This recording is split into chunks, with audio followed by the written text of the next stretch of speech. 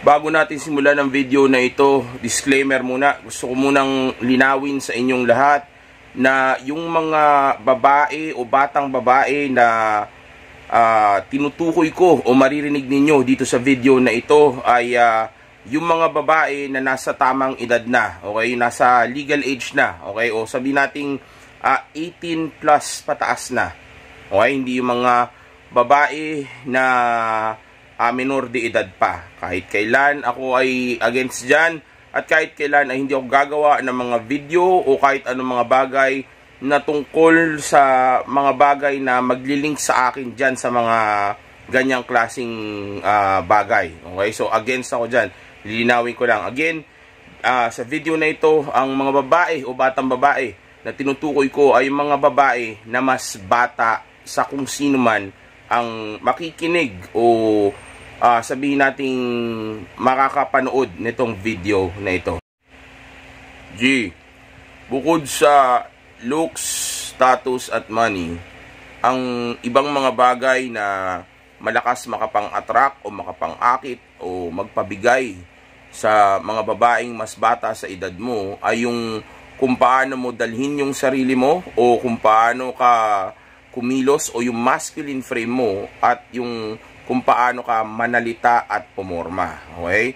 Dahil kung wala ka nung looks, wala ka nung status na maayos at wala ka pang ganong kadaming pera at may edad ka na tapos ang target mo ay yung mas batang babae, then you have to make sure na at least maayos kung dalin mo ang sarili mo, lalaking lalaki, masculine na masculine, okay? May swag pa rin, may attitude pa rin, okay? May angas pa rin, okay? Tapos kung manalita ka nga ay dapat ay lalaking lalaki rin. Yung buo yung boses, tapos sabihin nating kalmado kung manalita ka, okay? And also, kung paano mo dalhin yung sarili mo, dapat ano ka lang din, yung kalmado lang, okay? Yung smooth ka lang, okay? Yung suwabe kumbaga, okay? Kahit na may edad na, suwabe pa rin siya at may angas pa rin, di ba? So may dating pa rin 'yon. Lalong-lalo na kung magiging magaling kang pumorma. Yan ang isa sa kahinaan ng mga kababaihan, okay? Yung isang lalaki na magaling pumorma. Walang edad 'yan, okay? Walang sabihin nating age limit yung pagiging magaling mong pumorma. Pero of course, piliin mo yung forma mo. Hindi po pwede na nasa 40 o 50 ka na, okay, o 30 ka na, tapos yung forma mo ay pang teenager pa rin. Ang off naman nun. So, ibig sabihin ko, ibagay mo sa edad mo o sa personalidad mo yung forma mo. Wag dun sa babae. Hindi porque yung babae mahilig sa K-pop, magki-K-pop ka na rin kaagad. Okay? Tandaan mo, may edad ka na. So, i-ano mo yan, ibagay mo sa edad mo. At isa pa, huwag mong gagawin yun para sa babae. Gawin mo yung bagay na ito, improve mo yun sa sarili mo para sa iyo. Okay? Hindi para sa kanya. Okay? Kaya kung anong klaseng pagkatao mayroon ka o anong klaseng pamumuhay mayroon ka, dun mo ito ibagay. O kaya sabihin natin, hindi naman ibig sabihin na sa trabaho mo porque hindi ka nagpopolo o sa lifestyle na mayroon ka hindi ka nagpopolo o hindi ka nagne-necktie hindi mo nagagawin, okay? Ibig sabihin ko lang, wag mong ilayo sa katotohanan, okay? Pero kung sa buhay mo nga, let's say sa negosyo o sa uri ng lifestyle na mayroon ka hindi ka naman pumporma ng mga ganon, then kahit minsan basta tama ang okasyon, gawin mo iyon, okay? Pero not all the time kailangan mag-necktie ka at mag-suit ka, okay?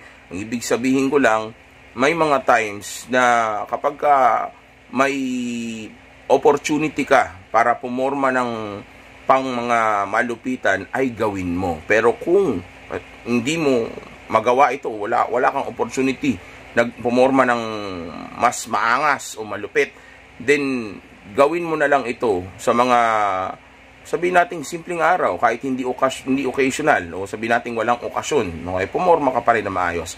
Pero hindi nga lang katulad ng forma na na-mention ko kanina, dahil nga hindi naman siya babagay doon sa sitwasyon, okay? Ibagay mo sa sitwasyon, but make sure na may style ka, okay?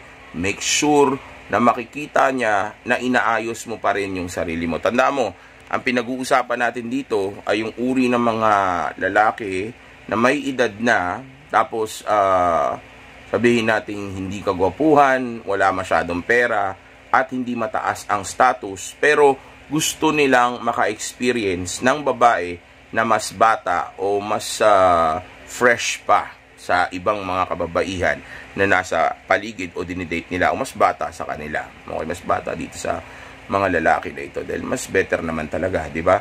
Mas energetic, mas bubbly, di ba? Mas masarap kasama, mas magaling sa ano, di ba? Mas masipag, di ba? Mas maganda yung katawan, mas maganda yung muka, mas madulas yung balat, di ba? Pagkabata, mas mabango, di ba? So, naiintindihan ko kung bakit gustong i-experience ng mga lalaki na ito, itong bagay na ito. Pero again, kung gusto ninyong ma-experience itong bagay na ito, i-improve ninyo yung masculine frame o yung pagdadala ninyo sa sarili nyo, yung personality ninyo, yung karakter ninyo. Okay? Matuto kayong magsalita ng confident, okay? Yung smooth lang, buo yung boses, okay? Tapos, yung kumpiyansa, pero hindi mayabang. Okay? Yung ganong klaseng pananalita, pagkakausap nyo itong babae na ito, o kaya sabihin nating may kausap kayong iba, tas nakikita ka niya, or kahit wala siya, kahit na sabihin nating ibang tao pa yung makakaharap mo, maganda na gawin mo pa rin ito, o sabihin nating practicein mo pa rin ito, kasi para ito sa iyo, para ito sa mga susunod na mga kausap mo, o ibang mga tao na mga kausap mo, nang hindi lang para sa romance. Actually, kahit para sa negosyo, sa mga ibang mga tao, may impress din sila sa iyo. Kung may edad ka na, pero makikita nila, magaling ka pa rin pumorma, tapos napaka-smooth mo, okay? Yung napaka-swabe mong kausap, okay? Kasi kahit imagine niyo, di ba? Isipin niyo, isang lalaki na may edad na, matanda na, gray na yung buhok, di ba? Puti na yung buhok, di ba? Pero magaling pa rin pumorma, tapos confident pa rin, tapos swabe pa rin makipag-usap, o di ba? Ang lakas ng sex appeal, di ba? Kaya ngayon, itong mga babae na ito, mamamagnet sila, o magagravitate sila dito sa lalaki na ito, o ma-attract sila sa lalaki na ito, kasi nga, napaka-mature niya, tapos masculine pa. Okay? So, yun yung sabihin nating bagay na gusto kong improve ninyo o matutunan ninyo, dahil maniwala kayo sa akin, may pera ka man o wala, ang babae ay titingnan ka palagi sa kung paano mo dalin ang sarili mo at kung paano ka pumorma. Wapo ka man o hindi, kung makikita niya na kumpiyansa ka naman at magaling kang pumorma at masarap kang kausap, let's say mature ka mag-isip, tapos magaling ka magsalita, okay? Then kahit paano, magagawa mong ma-engage o mabuhay yung emosyon ng babae para maging interesado siya sa iyo, okay?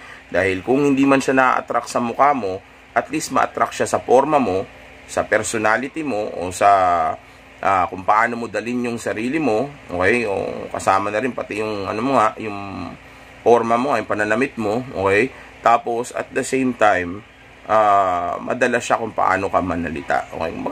Okay, sige, meaning yung missing yung looks, missing yung status, hindi rin ganun kadami yung pera mo, tapos may edad ka pa. Pero pag tinausap ka naman ng babae, o pag narinig ka niya magsalita, kitang-kita niyang confident ka, tapos compose mo, napaka-mature mo, diba? Tapos magaling ka pa pumorma, so malakas pa rin yung dating nun. Maniwala kayo sa akin, kahit na imagine niyo pa, tinan nyo, kahit na imagine niyo pa, may kita ninyo na malakas ang dating ng ganong klaseng lalaki na may edad na, okay? Kasi nga, of course, unang isipin ng babae dyan, dahil sa edad mo, mas mature ka. So, kung mas mature ka, pero magaling ka pa rin pumorma, tapos ang galing mo dalhin yung sarili mo, swabing-swabe, smooth na smooth, okay? Then, magkakaroon ngayon siya ng interest, meaning mag-guard down siya. Meaning, bubukas niya yung, yung utak niya para, magkaroon siya ng opportunity na kilalanin ka, o pagbigyan ka, okay? Not literally, pero sa utak niya mismo nangyayari ito, subconsciously, okay, na kumbaga maging open para tingnan kung bibigay ba siya sa iyo. Okay, kumbaga, may mga babae kasi 'di ba tayo na talagang as in sinasara agad natin yung pinto umpisa pa lang kasi hindi natin type, 'di ba? Dahil sa itsura, dahil sa kung ano ugali. Kumbaga, dito instead na isara din ng babae kaagad yung pinto niya sa iyo dahil may edad ka na nga, ang gagawin niya subconsciously magbubukas ito, mag-guard down ito kasi nga may mga bagay ka na attracted siya. At ito ay kung paano mo dalhin yung sarili mo, paano ka kumilos, body language mo, masculine frame mo, pananalita mo, at yung kung paano ka nga pumorma. So, kumbaga parang dating sa kanya, kahit may edad na, magaling pa rin pumorma. So, sa oras na diskartehan mo siya, o mag-throw na siya ng choosing signal sa'yo, tapos diskartehan mo, tiyayin mo siya ng date, then may malaki kang opportunity na sumama ito kasi nga may mga bagay na attracted siya sa iyo. Wala man yung looks, wala man yung money, okay? Wala man yung status, hindi man present yung tatlo, pero since kahit may edad ka na, okay, yan yung pinaka-catch dyan kahit may edad ka na, ay kumpiyansa o may angas ka pa din, tapos magaling ka pa rin pumorma, so yun yung magbibigay sa kanya ng interest doon. Okay, dahil kumbaga, hindi ito katulad ng mga typical na mga matatanda Kakaiba ito. So, ano bang meron dito? Kilalanin ko nga. Okay, ngayon, pagka kinilala ka na niya, o nagkakilala na kayo, dahil syempre, ikaw dyan, di ba? Ikaw mag-pursue, ikaw mag-starter dyan, di ba? Ngayon, pag nakilala mo na siya, at nakipagkilala na sa iyo, ngayon, magiging mas madali na sa iyo, o magiging posible na makapag-date kayo o maging madali na sa'yo na makapag-ask ng date sa kanya kasi nga meron ng mga bagay na interesado siya. Okay, wala man again yung looks, yung money at yung status, okay? Pero dahil may edad ka na pero magaling ka pa rin pumorma at magaling ka magsalita at masarap pakinggan yung boses mo, okay? Then dun siya ngayon magkaka-interest. Kumbaga, hindi naman lahat ng mga lalaki na nakikilala ko may edad at hindi lahat ng may edad na nakikilala ko ay katulad nito, then bakit hindi ko subukan? Lalo na pag na-timingan mo na sa moment na yan ay nag-i-explore siya, yung kakahiwalay lang sa dating ex niya na kasing edad niya o mas bata dahil immature, okay? O gusto niya sumubok ng ibang klaseng lalaki o minsan siya nakapanood ng pelikula na yung babae ay bata kaysa doon sa partner niyang o mas bata kaysa sa partner niyan lalaki, o kaya napanood niya sa TV si Big Soto, tapos masayang-masaya yung si Pauline, di ba? Magbibigay ng interest sa kanya. Pag na-timingan mo yan, okay?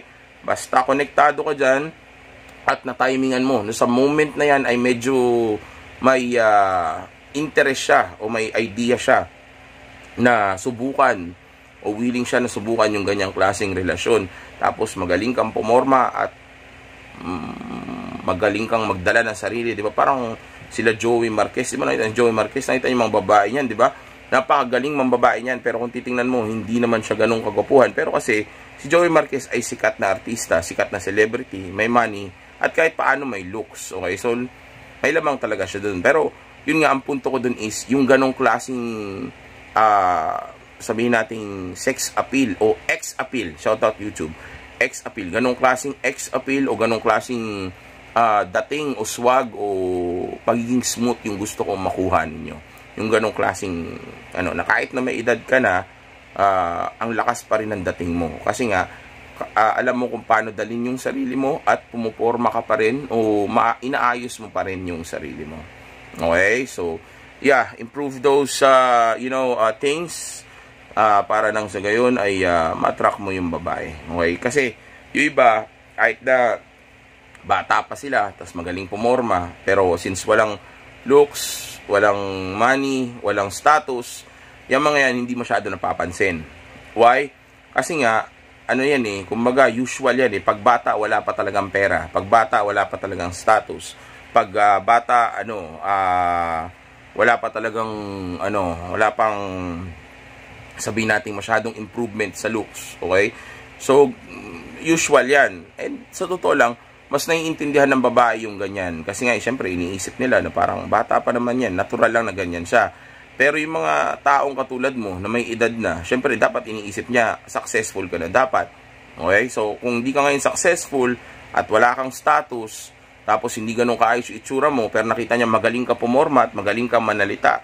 So magbibigay ngayon ng intriga sa kanya yun, na kahit di siya gwapo, no, kahit na hindi ganun kadami yung pera niya, no, kahit di siya ganun kasikat, ang lakas ng appeal niya. So ngayon magbibigay ngayon ng sa kanya yun, ng idea sa kanya yun, kasi nga doon nakatutok ngayon yung utak niya, dahil ngayong iba na dapat na mayroon ka, pati yung maintindihan sana niya kung ba't wala ka pa ng mga yun, kasi nga mas bata ka pa, okay? Bagay, yung mga bagay na yun, since hindi nagmamatter yung mga yun, okay? Titingnan niya ngayon, o tututok siya ngayon doon sa mga bagay na mayroon ka, o pwede mong gawin, o mapapakinabangan niya, o sabihin natin ma-attract siya, which is actually yung yung kung paano mo dali ng sarili mo, paano ka manalita, yung masculine frame mo, yung body language mo, at kung paano ka pumorma. Okay, gustong-gusto ng babae yan. Yung lalaki na may edad na, pero magaling pa rin siyang pumorma. Okay? Maaring lamang sila sa katawan, lamang sila sa itsura, lamang sila sa pera, lamang sila sa status. Pero kung may edad ka na, pero magaling ka pa rin pumorma, at napakakalmado at napaka-smooth o napaka-kumpiyansa mo magsalita, then yung bagay na iyon ay magiging, kumbaga, advantage mo. Okay? Na sa totoo lang, sa iba nga, sa mga mas bata pa sa'yo, hindi ganong masyado nagmamatter yun. Kasi normal na yun, yung isang bata na marunong pumorma. Okay?